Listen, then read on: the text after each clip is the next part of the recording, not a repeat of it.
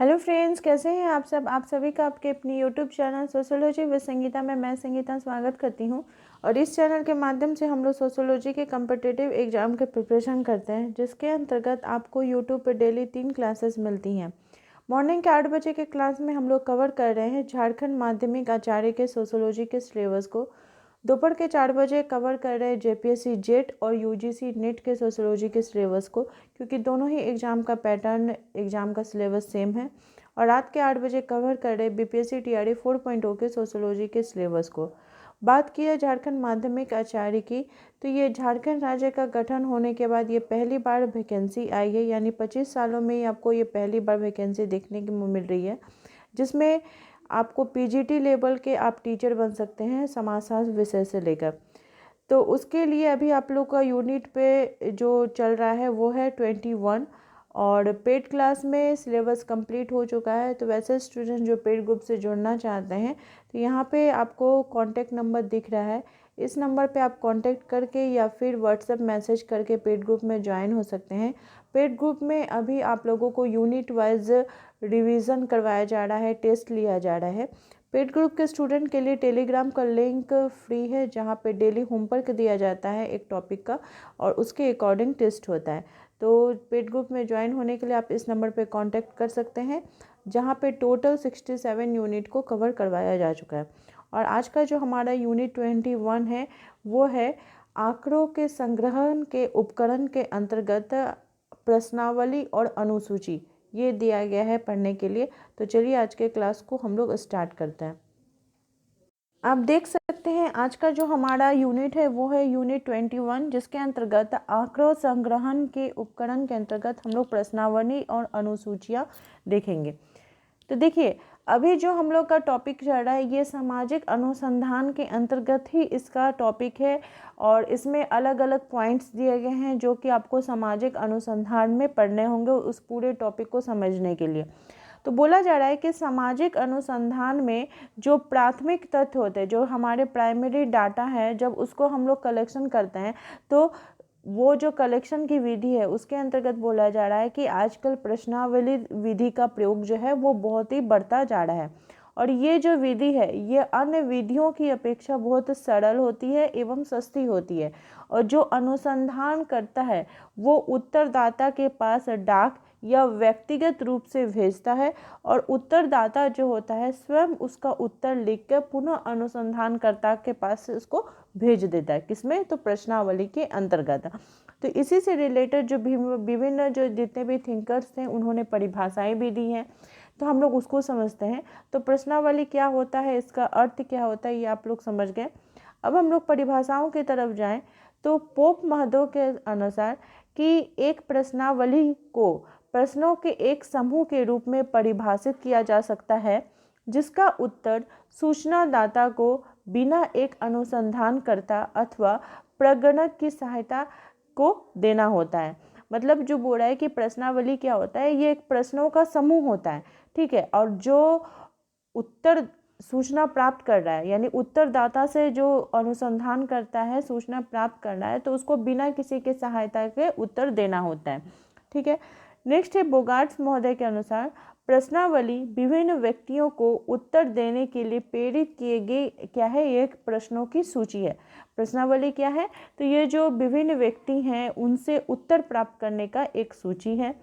गुडे एवं हॉट के अनुसार प्रश्नों के उत्तर प्राप्त करने के एक उपकरण से होता है, जिसमें एक प्रपत्र होता है, एक पेपर रहता है, उसका प्रयोग किया जाता है, और जो उत्तरदाता होता है वो स्वयं भरता है। आप नॉर्मली इसको अपने साथ जोड़कर देख सकते हैं कि आप जब एग्ज़ाम देते हैं तो उसको आपको कैसे क्वेश्चन और आंसर देने के लिए रहता है, ठीक है। अगर फिल इन द ब्लैंक्स रहा तो उसी में आपको क्वेश्चन में ही ऑप्शन दिया रहता है, आपको जगह खाली रहता है, आप वहाँ पर भर के देते हैं। या फिर जो अगर सब्जेक्टिव में रहेगा तो फिर आपको उसको डिस्क्रिप्टिव करके लिखना पड़ता है। वहीं लुंडबर्ग महोदय के अनुसार प्रश्नावली प्रश्नों का एक समूह है, जिसे शिक्षित लोगों के सम्मुख उनके मौखिक व्यवहारों का निरीक्षण करने के लिए प्रस्तुत किया जाता है।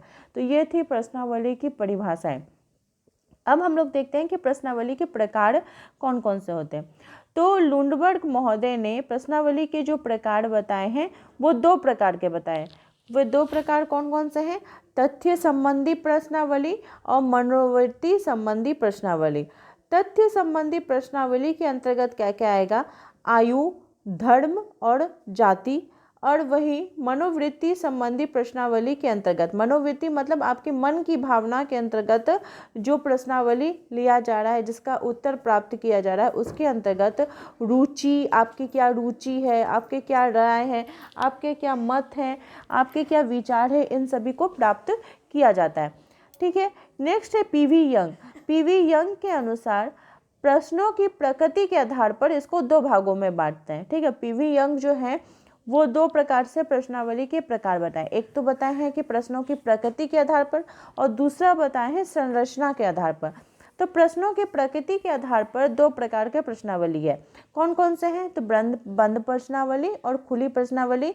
और दूसरा है संरचना के आधार पर दो प्रकार के संरचित प्रश्नावली और असंरचित प्रश्नावली। ठीक है। यानी टोटल पीवी यंग ने कितने प्रकार के प्रश्नावली के प्रकार बताए हैं? तो 4 प्रकार के प्रश्नावली बताएं। देखिए, आपको मैं आज का जो क्लास ले रही हूँ, मैं अपने नोट से आप लोगों को क्लास ले रही हूँ। इससे आप लोगों को एक नॉलेज भी हो जाएगा कि किस प्रकार के उस टॉपिक से रिलेटेड जितने भी इंपॉर्टेंट फैक्ट्स है उसको मैं एक जगह पे करके खुद से मैं उस चीज़ों को लिख कर आप लोगों के पास लेकर आ रही हूँ, ताकि उस टॉपिक से रिलेटेड कोई भी चीज़ छूटे ना। ठीक है। फिर है दूसरा संरचित प्रश्नावली। संरचित प्रश्नावली जिसको कि बोला जाता है स्ट्रक्चर्ड प्रश्नावली। इसमें प्रश्नावली का जो निर्माण है वो अनुसंधान करने से पूर्व ही कर लिया जाता है। जब रिसर्च हम करते हैं उसके पहले ही ये प्रश्नावली का निर्माण कर लिया जाता है। इसमें प्रश्नों की भाषा, वाक्य, क्रम आदि में जो अनुसंधान किया जाता है उसके द्वारा, लेकिन कोई परिवर्तन, कोई चेंज नहीं किया जा सकेगा। ठीक है। संरचित प्रश्नावली के अंतर्गत जो संरचित प्रश्नावली होती है वह अधिक अपर्याप्त उत्तरों के स्पष्टीकरण करने या अधिक विस्तृत प्रत्युत्तर पाने के लिए आवश्यक होता है। यह औपचारिक प्रकार के अनुसंधान में अधिक उपयोग किया जाता है। इसलिए जहोदा महोदय, कौन? तो जहोदा महोदय ने संरचित प्रश्नावली को मानकीकृत प्रश्नावली भी कहा है, यानी स्टैंडर्ड क्वेश्चनरीज भी बोला है। यहाँ पे आपको क्वेश्चन पूछ सकता है कि मानकीकृत प्रश्नावली किनके द्वारा बोला गया है। आपको 3-4 ऑप्शन दिए रहेंगे, तो जब तक आप पूरे थ्योरी को नहीं बोलिएगा कि किसने कहा है, तो आप कैसे इसका आंसर लगाइएगा। तो मानकीकृत प्रश्नावली को किसने कहा है? तो जहोदा महोदय ने कहा है। किसने? तो जहोदा महोदय ने। हम लोग संरचित प्रश्नावली को देखें। अब देखते हैं कि असंरचित प्रश्नावली आखिर होती क्या है। तो जो असंरचित प्रश्नावली होती है इसमें प्रश्नों की अपेक्षा विषयों को या बिंदुओं का उल्लेख होता है जिनके बारे में सूचनाएं प्राप्त की जाती हैं। इसके लिए यंग महोदय ने इसे साक्षात्कार निर्देशिका के समान माना है। किसके समान? तो साक्षात्कार निर्देशिका। साक्षात्कार यानी इंटरव्यू लेने से पहले जो इंटरव्यू का एक रूप तैयार रहता है कि कैसे प्रश्न पूछे जाएंगे, क्या पूछे जाएंगे, तो उसको ही बोला जा रहा है कि निर्देश देना। देखिए, तो वो साक्षात्कार निर्देशिका के समान ये रहता है। इसमें अधिकतर प्रश्न जो होते हैं वो खुले होते हैं तथा अनौपचारिक अनुसंधान में इसका प्रयोग किया जाता है। तो हम लोगों ने संरचित प्रश्नावली देखा, असंरचित प्रश्नावली देखा। अब जो प्रश्नावली के एक और प्रकार है वो है बंद, सीमित या प्रतिबंधित प्रश्नावली। जैसा कि नाम से ही पता चल रहा है कि जब प्रश्नावली में प्रश्नों में विकल्प दिए होते हैं तथा उत्तरदाता को उनमें से केवल एक विकल्प का चयन करना होता है, तो उसको बंद, सीमित या प्रतिबंधित प्रश्नावली बोला जा सकता है। जैसे ऑप्शन वाले जो क्वेश्चन रहते हैं वो। ठीक है। या फिर हाँ या ना में आपको जब जवाब मांगा जाए उस टाइप के क्वेश्चन। फिर नेक्स्ट है खुली, असीमित या अप्रतिबंधित प्रश्नावली। तो खुली, असीमित या अप्रतिबंधित जो प्रश्नावली होती है, ये प्रश्नावली का ऐसा प्रकार है जिसमें उत्तरदाता को अपने विचारों को खुलकर प्रकट करने की स्वतंत्रता होती है। प्रश्नावली में प्रश्नों के संभावित उत्तर दिए हुए नहीं होते हैं, वरन जो सूचना दाता है से यह अपेक्षा की जाती है कि वो अपनी इच्छा अनुसार उसका उत्तर दे। जैसे एग्जाम्पल के तौर पर बोला गया है कि अगर आपसे पूछा जाए कि भारत में जो आतंकवाद है उसका प्रमुख कारण क्या है, तो अब मान लीजिए जितने भी सूचनादाता जो भी उत्तर दे रहे हैं वो अपनी इच्छा के अनुसार, अपने ज्ञान के अनुसार उसका उत्तर देंगे, ठीक है। तो सबका आपको आंसर भी अलग अलग डिफर भी देखने को मिल सकता है। फिर नेक्स्ट है प्रश्नावली का प्रकार, वो है चित्रमय प्रश्नावली। चित्रमय प्रश्नावली क्या होता है? तो यह बंद प्रश्नावली का ही एक प्रकार है। इसमें संभावित उत्तर चित्रों के रूप में प्रकट होते हैं और बालकों की मनोवृत्ति एवं जो थोड़े स्पेशल चाइल्ड होते हैं, जैसे निरक्षर लोग होते हैं, तो उनको इस प्रकार के क्वेश्चंस का आंसर प्राप्त करने के लिए लिया जाता है। फिर नेक्स्ट है मिश्रित प्रश्नावली। इसमें उपरोक्त सभी प्रकार के प्रश्नों का मिश्रण आपको देखने को मिलेगा। नाम से ही पता चला मिश्रित प्रश्नावली है, यानी कि सभी प्रकार के प्रश्नों का इसमें स्वरूप रहेगा। अब हम लोग देखते हैं प्रश्नावलियों के प्रारूप के बारे में। इतना देर हम लोग देखेंगे प्रश्नावलियों के प्रकार, अब प्रारूप को देखेंगे। तो एक थिंकर है सांताक्रूज। सांताक्रूज ने 5 प्रारूप बताए। कितने प्रारूप बताए हैं? तो 5 प्रारूप बताए हैं प्रश्नावली के अंतर्गत। वे 5 प्रारूप कौन कौन से हैं? तो सबसे पहला है फनेल कीप प्रारूप, जिसको कि फनल फॉर्मेट बोला जाता है। यह प्रश्न सामान्य से विशेष और निर्व्यक्तिक होता है, से व्यक्तिक, असंवेदनशील से संवेदनशील होता है। दूसरा है उल्टी कीप प्रारूप। ये पहले वाले का विपरीत रूप होता है, यानी इन्वर्टेड फनल फॉर्मेट होता है। तीसरा है हीरा प्रारूप। ये क्या है कि ये उपयुक्त दोनों जो है प्रारूप है उसका मिश्रण होता है। चौथा नंबर है बक्सा प्रारूप। ये संपूर्ण प्रश्नावली में से एक जैसे प्रश्न पूछे जाते हैं। नेक्स्ट है मिश्रित प्रश्न प्रारूप। इसमें कई सेक्शन होते हैं तथा सभी में अलग अलग प्रकार से प्रश्न पूछे जाते हैं। अब है कि प्रश्नों के प्रकार कैसे होते हैं। हम लोग जो प्रश्नावली पढ़ रहे हैं उसके अंतर्गत प्रश्नों के प्रकार कैसे होते हैं उसको भी हम लोग देख लेते हैं। तो देखिए प्रश्नों के प्रकार के अंतर्गत तो बहुत सारे यहाँ पे दिए गए हैं रूप। तो कैसे कैसे होते हैं? तो प्राथमिक, द्वितीयक और तृतीयक प्रश्न रहते हैं। सविंत कोड तथा मुक्तोत्तर प्रश्न होते हैं, यानी क्लोज्ड और ओपन प्रकार के आपके प्रश्न देखने को मिलेंगे। प्रत्यक्ष और परोक्ष प्रश्न देखने को मिलेंगे। नाभिक, क्रम सूचक तथा अंतराल वाले नाभिक प्रश्न मिलेंगे, जिसमें उत्तर 2 या अधिक श्रेणियों में होता है, जैसे शिक्षित या अशिक्षित। क्रम सूचक में प्रश्न जो होगा वो कोटि क्रम में रखे जाएंगे। निरक्षर प्राथमिक शिक्षा, उच्च प्राथमिक माध्यमिक और उच्च माध्यमिक टाइप के प्रश्न इसके अंतर्गत रहेंगे। अंतराल वाले प्रश्न वो होता है जिसमें 2 संख्याओं में अंतर समान होता है। फिर नेक्स्ट है एक और प्रश्नावली का रूप है, वो है आकस्मिक प्रश्न। आकस्मिक प्रश्न क्या होता है? तो पहले प्रश्न के प्रत्युत्तर में जब दूसरा प्रश्न पूछ लिया जाता है, मान लीजिए कोई एक प्रश्न पहले पूछा गया, उसका आंसर आपने दिया और उसी से रिलेटेड अचानक कोई एक और प्रश्न आपको पूछ लिया जाए तो वो क्या कहलाएगा? आकस्मिक प्रश्न। फिर है निस्यंदन छन्ना, यानी कि कुछ ऐसे प्रश्न पूछे जाए जो कि आपको जैसे छलनी से छाना जाता है उस प्रकार से कुछ ऐसे प्रश्न पूछे जाए जो कि उस टॉपिक से रिलेटेड आपको एकदम एक्यूरेट क्वेश्चन देखने को मिले, तो उसको निस्यंदन या छन्ना विधि कहा जाता है। अब तो ये सारे प्रश्नों के स्वरूप थे, प्रारूप थे, परिभाषाएं थी, प्रकार थे। अब हम लोग को है कि जो सूचना प्राप्त कर रहा है, ठीक है, जो प्रश्न करता है तो उसको किस प्रकार के प्रश्न करने से बचना चाहिए। तो देखिए जो 2 नाली वाले प्रश्न होते हैं, जैसे ऐसा प्रश्न कि एक साथ उसका 2 उत्तर हो, मतलब हाँ या ना, तो उस टाइप का प्रश्न से बचना चाहिए। ऐसा प्रश्न करना चाहिए जिसका कि एक सटीक आंसर प्राप्त हो सके। फिर अनेकार्थक प्रश्न नहीं करना चाहिए, मतलब ऐसा भी प्रश्न नहीं पूछना चाहिए जिससे एक से अनेक अर्थ निकले। फिर है कठिन शब्दों वाले प्रश्न करने से बचना चाहिए। अमूर्त प्रश्नों से बचना चाहिए। जो ऐसे भी प्रश्न नहीं पूछने चाहिए जो कि अस्पष्ट, मतलब आप किसी से कोई क्वेश्चन कर रहे हैं उसका कोई आधार ही नहीं है, तो उस टाइप का भी प्रश्न करने से बचना चाहिए। फिर मार्गदर्शक करने वाले प्रश्नों से बचना चाहिए, मतलब किसी टॉपिक से रिलेटेड आप प्रश्न पूछ रहे हैं तो आप पूछ सकते हैं, लेकिन ऐसा नहीं है कि आप उसको कोई एडवाइस दे रहे हैं कि तुमको ऐसा करना चाहिए, और इस टाइप के प्रश्न पूछे जा रहे हैं। फिर संवेदनशील जो प्रश्न होते हैं, जैसे कोई एक विषय से लेकर जो वांछनीय पक्षपात अगर देखने को मिले तो इस प्रकार के प्रश्नों को भी करने से बचना चाहिए। अब है कि प्रश्न बनाया जा रहा है, प्रश्नावली की जा रही है, ये सभी तो किसके अंतर्गत आ रहा है? अनुसंधान के अंतर्गत आ रहा है, सामाजिक अनुसंधान के अंतर्गत आ रहा है। तो प्रश्न बनाने के जो चरण होते हैं, जैसे सांताक्रूज ने प्रश्न बनाने के क्या चरण बताए हैं, ये किस प्रकार से, जैसे हम लोगों ने सामाजिक अनुसंधान के चरणों को देखा कि कैसे कैसे हम लोग को फॉलो करते हुए कोई भी एक रिसर्च को कंप्लीट करते हैं, तो उसी प्रकार से प्रश्न बनाने का कौन कौन सा चरण है।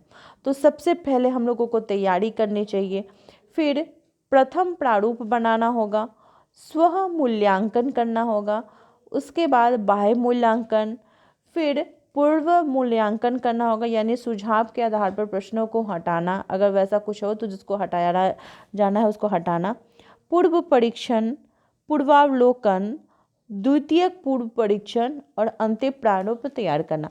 तो ये जो आपको मैं प्रश्नावली तैयार करने का जो स्वरूप बताई हूँ, तो इससे रिलेटेड आपको एग्जाम में क्वेश्चन देखने को मिल सकते हैं, ठीक है। फिर अच्छी प्रश्नावली जो होती है उसकी क्या क्या विशेषताएं होती हैं उसको भी हम लोग देख लेते हैं। तो जो अच्छी प्रश्नावली होती है उसमें तुलनात्मक रूप से प्रश्नों की संख्या कम होती है, सभी प्रकार के प्रश्नों का समावेश किया जाता है, प्रश्नों का क्रम का विशेष ध्यान दिया जाता है, प्रश्न सरल, स्पष्ट, छोटे और असंदिग्ध एवं बोधगम्य होते हैं, पक्षपात, सुझाव और पर्थ प्रदर्शक टाइप के प्रश्न नहीं रहते हैं, प्रश्न पारस्परिक पुष्टि करने वाले होते हैं और परीक्षात्मक या नकारात्मक या काल्पनिक प्रश्न नहीं देखने को मिलते हैं। पर्याप्त मात्रा में खाली स्थान दिया जाता है ताकि उत्तरदाता जो है अपने उत्तर को उस प्रश्न से रिलेटेड जो उत्तर है उसको कंप्लीट कर सके। भावनाओं को यहाँ पे कोई स्थान नहीं होता है, ठीक है। और प्रश्नों का जो छपाई हो गया, लिखाई हो गया, वो सुंदर और स्पष्ट रहता है ताकि जो उत्तरदाता है उसको सही प्रकार से समझ सके। अब है कि सहभागी एवं अनुगामी पत्र, ये क्या होता है? तो देखिए, बोला जा रहा है कि जब पहली बार प्रश्नावली के साथ भेजे जाने वाला पत्र जिसमें अनुसंधान का विषय एवं उद्देश्य के बारे में बताया जाता है तथा शीघ्र भेजने की प्रार्थना की जाती है, साथ में यह विश्वास दिलाया जाता है कि समस्त सूचना गुप्त रखा जाएगा और इसे व्याख्या पत्र या कवर लेटर भी कहा जाता है, ठीक है। और अनुगामी पत्र, कवर लेटर, इस टाइप का जो होता है ये 15 दिन का इसका मिनिमम समय रहता है कि 15 दिन के अंतर्गत इसको भेजना होगा।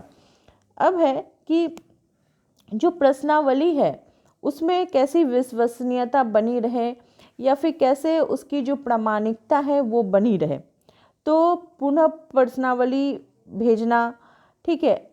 और फिर समान वर्ग का अध्ययन, उपनिर्देशन का प्रयोग और अन्य अनुसंधान विधियों के माध्यम से।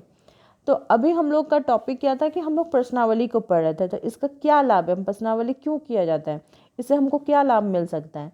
तो इससे क्या होगा कि विशाल जनसंख्या का अध्ययन किया जाएगा, विस्तृत क्षेत्र का अध्ययन किया जाएगा, समय एवं धन की बचत होती है, सूचनाओं की पुनरावृत्ति संभव हो पाती है, वस्तुनिष्ठ सूचनाओं की संभावना होती है, सुविधाजनक रहता है, सूचनाओं को शीघ्र प्राप्ति होती है और न्यूनतम श्रम लगता है, न्यूनतम मेहनत के माध्यम से हम लोग देख सकते हैं। जैसा कि आप लोग देखते होंगे कि जब वोट का टाइम आता है तो मोबाइल के माध्यम से आपके क्षेत्र में कौन वोट में जीते, इस टाइप का प्रश्न पूछा जाता है, तो ये सब उसी के कारण ही होता है। अब है कि प्रश्नावली के लाभ तो हम लोग पढ़ लिए, हर एक चीज़ का जहाँ लाभ होता है कुछ पॉजिटिव रहता है तो कुछ नेगेटिव भी उसका रहता है। तो प्रश्नावली से हानियाँ क्या होती है उसको भी हम लोग देखते हैं। तो देखिए, शुरू में ही बोला गया कि ये शिक्षित वर्ग के लोगों के पास भेजा जाता है, तो सबसे पहली हानि तो इसकी यही है कि जो अशिक्षित वर्ग के लोग होते हैं उनके लिए कोई उपयोगी ये नहीं होता, यानी अनुपयोगी होता है। प्रश्नावलियों का लौट कर ना आना, मान लीजिए प्रश्नावली किसी को भेजा गया तो फिर वो वापस नहीं भी लौट कर आ सकती है, नहीं भी उत्तरदाता उसका उत्तर दे सकता है। अपूर्ण सूचनाओं की समस्या रहती है, प्रत्युत्तर का अभाव रहता है, जो उत्तरदाता है अगर वो अस्पष्ट, मतलब उसका लेखनी सही नहीं हो तो अस्पष्ट लेख देखने को मिलता है, और सार्वभौमिक प्रश्न जो होते हैं वो असंभव होते हैं, और सूक्ष्म एवं गहन अध्ययनों में यह अनुपयुक्त भी होता है। तो ये था प्रश्नावली। तो इसमें के अंतर्गत जितने इसके इम्पॉर्टेंट पॉइंट्स हैं वो सभी कवर होते हैं। अब नेक्स्ट जो है वो है अनुसूची। अनुसूची यानी शेड्यूल क्या है, तो देखिए इसको भी हम लोग समझते हुए चलते हैं कि बोगार्ट्स महोदय ने अनुसूची के संदर्भ में क्या बात कही है।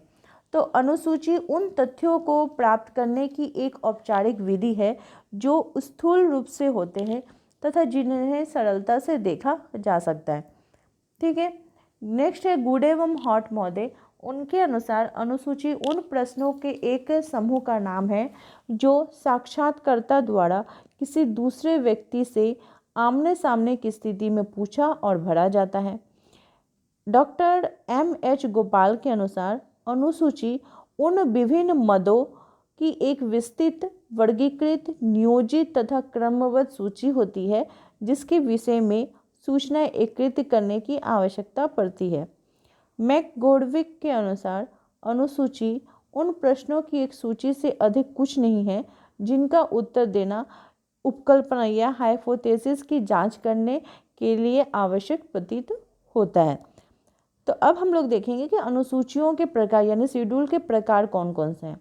तो देखिए सबसे पहला है अवलोकन अनुसूची। अवलोकन अनुसूची क्या होता है, तो ये अवलोकन पत्रदर्शिका होती है। नेक्स्ट है मूल्यांकन अनुसूची।